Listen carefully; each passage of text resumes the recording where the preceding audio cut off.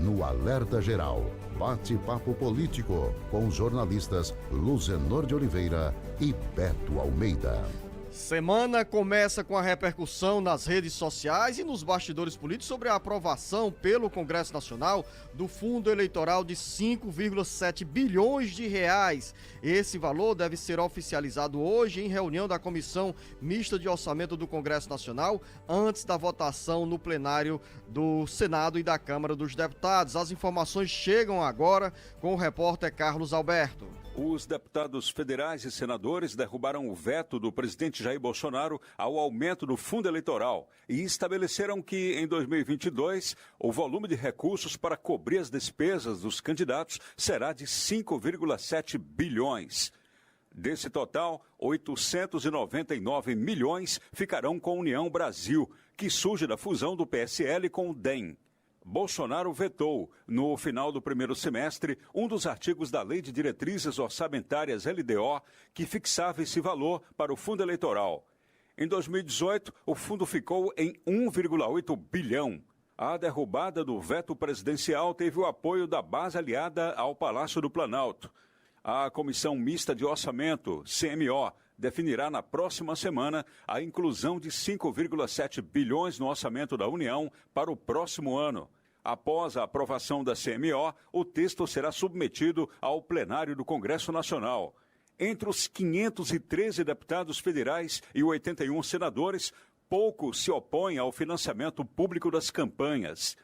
O fundo eleitoral é composto por recursos públicos e tem como finalidade custear as despesas dos candidatos à presidência da República, aos governos estaduais, ao governo do Distrito Federal, ao Senado, à Câmara Federal, à Câmara Distrital e Assembleias Legislativas.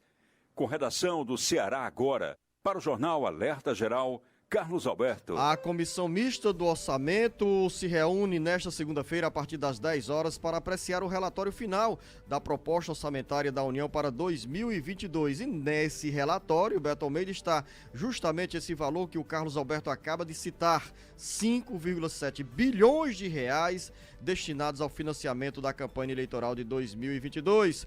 Jornalista Beto Almeida, entramos na última semana de atividades legislativas no Congresso Nacional e os parlamentares se preparam para o recesso após a votação do orçamento da União, que pode acontecer até a próxima quinta-feira. Bom dia, Beto Almeida. Beto Almeida, a análise política com credibilidade e isenção. Precisa e deve acontecer, né, Luzenor? Porque não é obrigatório você, para entrar em recesso, aprovar o orçamento da União. Claro que já aconteceu em situações muito excepcionais isso, mas não é o normal. Agora, a pressão é grande por conta de que há situações que precisam ser decididas e resolvidas agora, durante a fase inclusive de votação do relatório na Comissão Mista do Orçamento. Essa questão, Zenor, do valor do fundo eleitoral de quase 6 bilhões de reais, isso é o triplo, Zenor, do que foi aprovado para 2018 e 2020. Impressiona porque essa matéria, o veto foi derrubado na sexta-feira e a reação, vamos dizer assim, popular, foi mínima. Eu não sei se pegou exatamente a estratégia do fim de semana, que deixa as pessoas mais desarticuladas. Houve sim reações nas redes sociais, houve, mas o fato é que simplesmente ninguém mostrou maior indignação em relação a esse recurso que é público. Luzenor, nós estamos falando de 6 bilhões de reais para bancar campanha política. Campanhas em um país que hoje enfrenta miséria, enfrenta fome, gente que está aí nas ruas, Luzenor, literalmente correndo e fazendo fila para ganhar osso no supermercado. Quando você faz referência ao orçamento de 2018, é o parâmetro para você, ouvinte internauta, compreender o que é que aumentou em termos de recursos destinados à campanha eleitoral no intervalo de 4 anos. Ou seja, em 2018, o fundo eleitoral foi de 1 bilhão e 700 milhões de reais. Me Isso. corrija aí, jornalista Isso. Beto Almeida.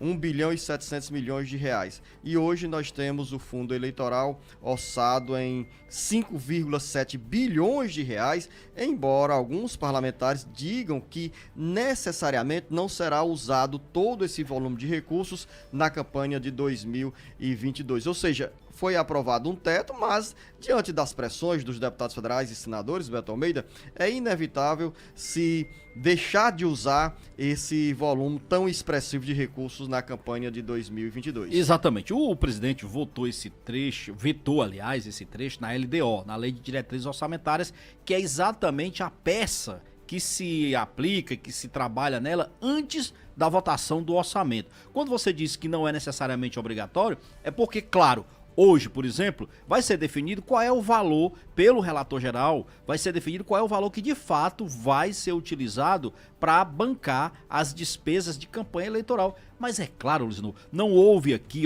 houve apoio de todos os partidos praticamente, tanto da bancada de situação como de oposição. PT apoiou, o PL do presidente Bolsonaro apoiou, então não houve assim exatamente um distanciamento muito grande entre quem é de esquerda e quem é de direita para aprovar isso não, tá? É bom que se diga isso aqui. E aí, esse valor, claro, vai ser definido para entrar no orçamento. Ah, pode ser que fique menos. Luzenor de Oliveira, olha, você imagina o seguinte, os deputados, os senadores, tendo a opção de colocar e já liberado, já derrubado esse veto de 5,7 bilhões, vão colocar menos, Luzenor? Não vão utilizar exatamente o valor que está determinado, que foi derrubado e que já foi incluído na LDO, na Lei de Diretrizes Orçamentárias. Então, isso porque, jornalista Beto Almeida, na interpretação, na cabeça de muitos senadores e deputados federais, o desgaste político tanto é no tamanho de 3 bilhões, 4 bilhões, quanto 5,7 bilhões de reais. Ou seja, a tendência é que os partidos recorram mesmo a todo esse fundo eleitoral para gastar, para cobrir as despesas da campanha do ano que vem. E lembrar, Beto Almeida, que entre os partidos, o União Brasil, que surge da fusão entre entre DEM e PSL, vai concentrar a maior fatia desse recurso, 899 milhões de reais. Exatamente, mas Luciano, quando você diz assim, olha, Beto, o desgaste seria o mesmo, eu não concordo muito que o desgaste seria o mesmo não, Luciano, porque a previsão inicial era o quê? A pegar os 2 bilhões de 2020, aplicar uma correção de inflação e aí seria algo mais razoável. É bom que se diga o seguinte, nós estamos falando do financiamento público de campanha, porque o financiamento privado, a gente viu no que deu, Caixa 2, muitos problemas com financiamento de empresas, gente que depois queria cobrar a fatura, Luciano, fazendo ou participando de licitações fraudulentas, aí chegou-se à conclusão seguinte, de que a democracia custa caro e que para bancar a democracia teria que ter recursos públicos. Ok, mas vamos com calma, recursos públicos também precisa ter limite no uso deles, e eu acho que agora exageraram na dose. Quando eu falo sobre desgastes, Beto, eu falo no seguinte contexto, se os deputados federais e senadores sentem que há uma reação da população em aprovar 4 bilhões de reais na cabeça de muitos, esse valor gera tanto desgaste quanto o volume de 5,7 bilhões de reais. Então, para eles, vão fazer o seguinte, vamos aprovar logo 5,7 bilhões de reais, porque iremos receber as mesmas críticas se tivermos destinado um valor inferior nessa mesma proporção, ou seja, 4,5 bilhões para o orçamento da União, com essas verbas destinadas exclusivamente a cobrir a campanha dos candidatos ao Poder Legislativo e ao governo federal e aos governos estaduais. Não, Presidência da República. Eu acho que nós não encontramos ainda o formato, na realidade, ideal de bancar os custos de uma campanha eleitoral. Essa que é a verdade. O financiamento privado tem problemas, o público mais ainda tem problemas, porque é um verdadeiro tapa na cara diante das dificuldades que o país e os brasileiros enfrentam. Agora, nós estamos falando, Luciano, de orçamento, e é bom que se diga. Esse detalhe de inclusão desse valor do fundo eleitoral está dentro do orçamento, que vai ter o seu relatório geral votado hoje de manhã. A gente vai falar a partir das 10 horas. Comissão mista de orçamento do Congresso Nacional. Exatamente. Aí a perspectiva é de que já agora à tarde passando aí na comissão mista, já haja votação sobre essa questão do orçamento. Que aí entra outro detalhe. O governo mandou já no final de semana, Luciano, o pedido de inclusão de 2,5 bilhões de reais para reajuste de servidores públicos federais. Ele não definiu que categorias de servidores seriam beneficiados com esse reajuste. Sim, porque lá atrás o presidente Bolsonaro chegou a defender, por exemplo, o reajuste especificamente para os policiais, a categoria de policiais. No entanto, agora foi o ministro da Economia que já no final da semana, sexta-feira, pediu a inclusão desse valor de 2,5 bilhões como reserva para garantir essa reajuste. Sabe por quê? Porque não pode simplesmente aprovar reajuste no ano de 2022, porque é um ano eleitoral. Então, se tiver que dar reajuste, tem que ser aprovado agora, em 2021. E vamos continuar falando aqui com o jornalista Beto Almeida sobre o orçamento da União, dinheiro que vem para o estado do Ceará. No caso do orçamento para 2022, nós já temos uma previsão de 620 milhões de reais para obras e serviços a serem encaminhados, esses recursos em direção ao governo do estado e também aos municípios. Essas verbas serão obrigatoriamente liberadas porque fazem parte das chamadas emendas parlamentares individuais e coletivas de bancada impositivas, ou seja, é impositiva e por essa razão o governo federal precisa obrigatoriamente liberar essa grana. Mas tem também outro orçamento que está dentro do orçamento da União e ganhou a denominação de orçamento secreto, porque as emendas apresentadas pelos deputados federais e senadores não tinham autoria identificada. Depois de toda aquela polêmica que levou o Supremo Tribunal Federal a determinar ao Congresso Nacional mais transparência para a população sobre a direção, sobre o destino desse dinheiro e também a autoria das emendas parlamentares, começaram a surgir as informações sobre quem pediu e para onde levou esse dinheiro. E o Ceará, jornalista Beto Almeida, ganha sim destaque em uma ampla reportagem do jornal o Globo, edição deste domingo, identificando quanto cada parlamentar e qual o volume de dinheiro solicitado por esses parlamentares para os municípios do interior do Ceará. O que a gente sabe, Luciano, é que o orçamento secreto, ele literalmente irrigou, foi para as bases eleitorais de aliados do presidente Bolsonaro e foi direcionado aí para 290 parlamentares no total, né,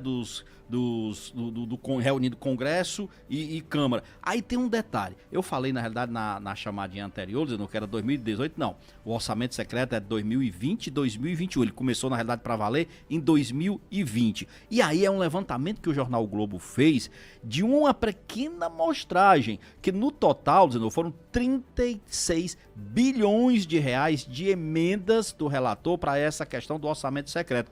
O jornal O Globo, num amplo levantamento dessa reportagem, ele conseguiu identificar nesses anos de 2020 e 2021 3 bilhões e 200 milhões de reais em emendas. E aí sim, o Ceará se destaca e mostra claramente o seguinte, qual é o objetivo dessa matéria? Primeiro, mostrar que na realidade o orçamento secreto, que a gente chama de secreto porque você não consegue identificar exatamente quem encaminhou essas emendas, para onde elas foram, como o dinheiro foi gasto, ele mostra o seguinte, que há um desequilíbrio entre municípios que têm o mesmo perfil, estados que têm o mesmo perfil socioeconômico e, no entanto, dependendo da proximidade que ele tem com o presidente, com o governo, aí muda completamente de figura. E olha, e o Ceará não se saiu mal, não. E nessa relação, o Beto Almeida, o deputado federal Domingos Neto, do PSD, é campeão em todo o Brasil entre os 513 deputados federais que mais conseguiram dinheiro do orçamento secreto. Exatamente, Luciano. Ele tá na lista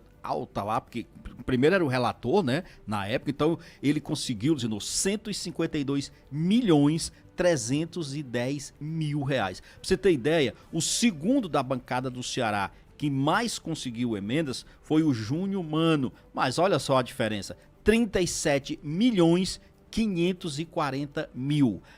No terceiro lugar ficou o capitão Wagner, com 8 milhões de reais. Em quarto, Moses Rodrigues, que conseguiu, Luzenor, 7 milhões de reais. O doutor Jaziel, 5 milhões de reais. A J. Albuquerque, 3 milhões de reais. Eduardo Bismarck, 2 milhões de reais. E aqui chama a atenção, porque o Eduardo Bismarck, ele é do PDT. E tem outro deputado aqui do PDT que eu vou chegar já lá. Danilo Forte, 2 milhões de reais. Que é do PSDB. Que é do PSDB.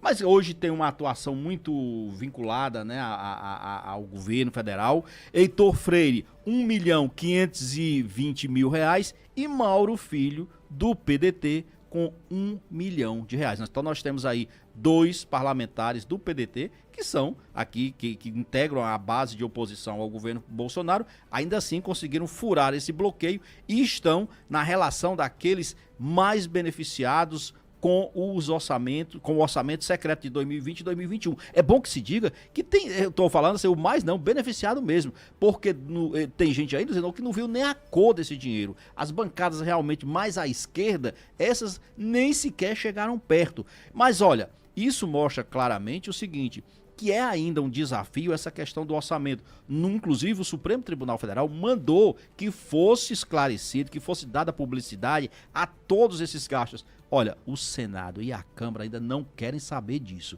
não liberaram essas informações. Eles têm um prazo, até março do ano que vem, para liberar essa história. A esperança é de que agora, pelo menos com o que foi definido, haja um pouco mais de transparência em relação à destinação dessas emendas. Se isso na prática vai acontecer, eu não sei. Surpreende, eu já falei aqui, jornalista Beto Almeida, a resistência da própria Câmara Federal e do Senado de liberarem essas informações. Afinal, os próprios deputados federais e senadores poderiam e deveriam dar publicidade, até mesmo porque essa publicidade sobre atos e ações os projetam na relação com os eleitores e mostra aí a força. Por exemplo, o deputado federal Domingos Neto, ao conseguir 152 milhões de reais, mostra força política. Daí se transformar nos bastidores políticos, nos comentários, que poderá ser o deputado federal mais votado em 2022, com a previsão de votos entre 250 e 300 mil votos. Eu concordo com você, Luzenor. Deveria ser algo que o deputado